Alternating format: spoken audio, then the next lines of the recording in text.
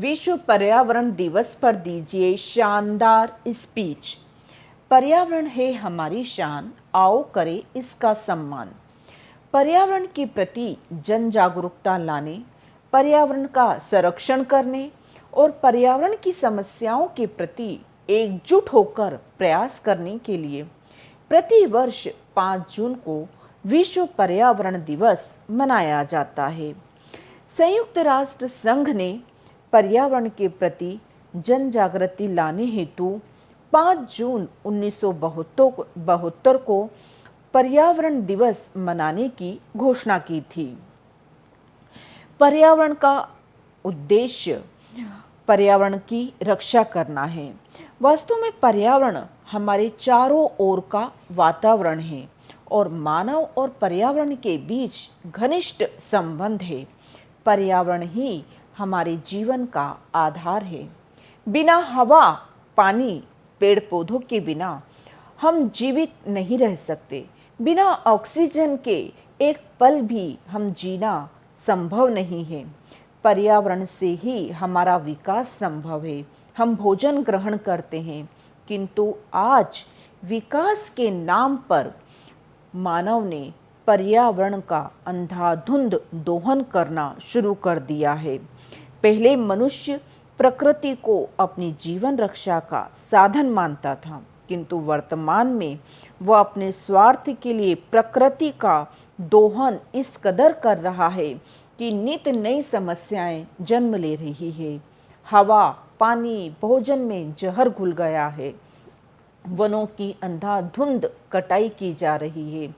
सूखा, बाढ़, अकाल, भूकंप, ये प्राकृतिक आपदाएं मनुष्य की प्रकृति के साथ की जाने वाली छेड़छाड़ का ही परिणाम है। जिस प्रकृति ने मनुष्य को बालक समझकर गोद में पाला है, उसका पालन पोषण किया है, आज मनुष्य विकास के नाम पर उस प्रकृति को ही विकृत करने पर तुला हुआ है।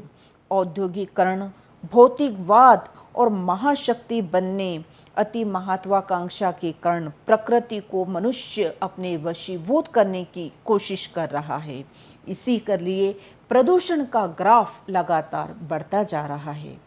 आप देखिए, लॉकडाउन के समय जब वाहन, कारखाने, उद्योग सब कुछ बंद हो गए थे, तो प्रदूषण का ग्राफ किस कदर कम हो गया था। प्रदूषण बोर्ड ने यह घोषणा की थी कि 25 वर्षों में पहली बार हवा और पानी में प्रदूषण का स्तर कम हुआ है। हम यह नहीं कह रहे हैं कि सब कुछ बंद कर दिया जाए, किंतु विकास और पर्यावरण के बीच एक लक्ष्मण रेखा खींचना बहुत जरूरी है। जब तक यह लक्ष्मण रेखा नहीं खींची जाएगी, तब तक पर्यावरण का यूं ही अंधाधुंध दोहन होता रहेगा। हमारे माननीय प्रधानमंत्री श्री नरेंद्र मोदी जी ने भी यही बात कही थी कि विकास और पर्यावरण के बीच लक्ष्मण रेखा अवश्य खींची जाए। इसका आशय यह है कि हम विकास के नाम पर प्रकृति का अंधाधुंध दोहन नहीं करेंगे। अपने स्वार्थ के लिए वशीभूत होकर प्रकृति का विनाश नहीं करेंगे। अपने उपभोग को सीमित करेंगे। ऐसा विकास किस काम का, जिससे हमारा जीवन का अस्तित्व ही खतरे में पड़ जाए। आखिर हम रोबोट तो नहीं हैं कि हमें पर्यावरण की जरूरत ही नहीं पड़ेगी। हम प्रकृति के साथ जीना है, हमें प्रकृति के बीच रहना है। इसलिए पर्यावरण की रक्षा करना हमारा कर्तव्य है। पर्यावरण और विकास के मध्य लक्ष्मण रेखा खींचनी होगी, वरना प्रकृति कोरोना जैसी किसी भी प्राकृतिक आपदा के रूप में हम पर वार करती रहेगी। आज हम देखते हैं ना कि हमारी नदियाँ, जिनको हम माँ कहकर पुकारते हैं, वो नदियाँ किस तरह से प्रदूषण ग्रस्त हो गई हैं। जिन नदियों को हमने पावन और पूजनीय माना है, आज वही नदियों में जहर घुल गया है और इतनी नदियाँ मटमैली हो गई हैं कि उन्हें स्वच्छ करने के लिए सरकार करोड़ों रुपए खर्च कर रही है। नमामि देवी गंगे, नमामि गंगे परियोजना जैसी अनेक योजनाएं चलाकर नदियों को स्वच्छ किया जा रहा है। वायु प्रदूषण, जल प्रदूषण, ध्वनि प्रदूषण ने वातावरण को पूरी तरह से प्रदूषित कर दिया है और इस प्रदूषण का मनुष्य पर इस कदर प्रभाव हुआ है कि मनुष्य अनेक बीमारियों से ग्रस्त होता जा रहा है। यदि इन बीमारियों से बचना है तो प्रदूषण को दूर करना होगा। प्रदूषण को दूर किए बिना हम अपनी प्रकृति की रक्षा नहीं कर सकते। प्रदूषण नहीं फैलाना है, प्रकृति को बचाना है। प्रदूषण पर कंट्रोल करना हमारा कर्तव्य होना चाहिए। बड़े पैमाने पर हमें वृक्ष लगाना चाहिए ताकि ये धरती हरी भरी बनी रहे। तुम जो पेड़ लगाओगे तभी तो ऑक्सीजन पाओगे। यदि पेड़ ही नहीं होंगे तो हमें ऑक्सीजन कहाँ से मिलेगी। इसलिए यदि हमें अपनी प्रकृति की रक्षा करना है तो कुछ ठोस कदम उठाने होंगे, कुछ ठोस कार्यवाही करनी होगी, तभी हम प्रकृति की रक्षा कर सकते हैं। आज आप देखिए, कुछ समय पहले ही एक कोरोना वायरस ने किस तरह से पूरे विश्व को झकझोर कर रख दिया था। एक छोटे से वायरस के कारण पूरा जनजीवन अस्त व्यस्त हो गया था। आप ये सोचिए, जब एक वायरस इंसान के जीवन को इस कदर प्रभावित कर सकता है, तो यदि पूरी प्रकृति अपना कहर बरसाने लगे तो यह जनजीवन और मानव का अस्तित्व ही खतरे में पड़ जाएगा। इसलिए ज़रूरी है कि हम प्रदूषण पर कंट्रोल करें, प्रदूषण पर नियंत्रण लगाएं, पॉलीथीन, कीटनाशक, रासायनिक उर्वरकों के उपयोग को कम करें, क्योंकि इनके कारण सूखा, बीहड़ की समस्याएं उत्पन्न हो रही है। वायु प्रदूषण के कारण श्वसन संबंधी बीमारियां जन्म ले रही है।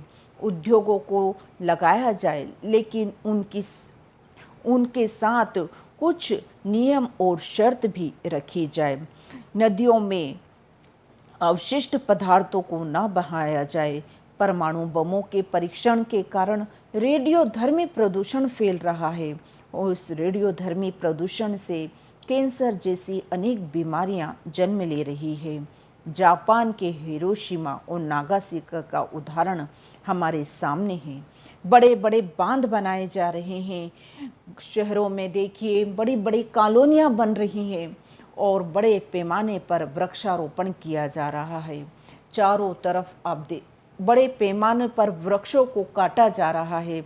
यदि इस तरह से हम बड़ी बड़ी कॉलोनियां बनाते रहे, वृक्षों को काटते रहे, तो यह दिन दूर नहीं जब हम पानी के लिए तरस जाएंगे, जब हमें ऑक्सीजन के लिए भी सिलेंडर की आवश्यकता लगेगी, हमें ऑक्सीजन भी पैसे से खरीदनी पड़ेगी। पर्यावरण को बचाना हमारा पुनीत कर्तव्य है। इसकी दिशा में कुछ ठोस कदम उठाना चाहिए। जैसे ऊर्जा के कुछ गैर परंपरागत साधन हैं, सौर ऊर्जा, पवन ऊर्जा, भूतापीय ऊर्जा, जैव ऊर्जा। ऊर्जा के इन साधनों का उपयोग किया जाना चाहिए ताकि प्रदूषण को नियंत्रित किया जा सके। पॉलीथीन, कीटनाशक दवाइयों के उपयोग को प्रतिबंधित किया जाना चाहिए। जैविक खाद का उपयोग किया जाए। हम देखते हैं, जब भी कोई सार्वजनिक समारोह होता है, कोई यदि किसी के यहाँ शादी है या पार्टी है या कुछ हो, तो उसमें बड़े पैमाने पर डिस्पोजल का उपयोग किया जाता है, बड़े पैमाने, और बाद में इसको यत्र तत्र वहाँ फेंक दिया जाता है। तो यूज़ एंड थ्रो का कल्चर ना अपनाया जाए, इससे हमारा पर्यावरण पूरी तरह से प्रदूषित हो जाएगा। जन जन का यही है नारा, स्वच्छ हो पर्यावरण हमारा। अंत में बस इतना ही कहना चाहूँगी कि पर्यावरण है हमारी शान, आओ करे इसका सम्मान, आओ करे इसका सम्मान। पर्यावरण से ही हमारा जीवन है। प्लीज़ इस वीडियो को ज़्यादा से ज़्यादा लोगों में लाइक करना, शेयर करना और चैनल को सब्सक्राइब अवश्य करना।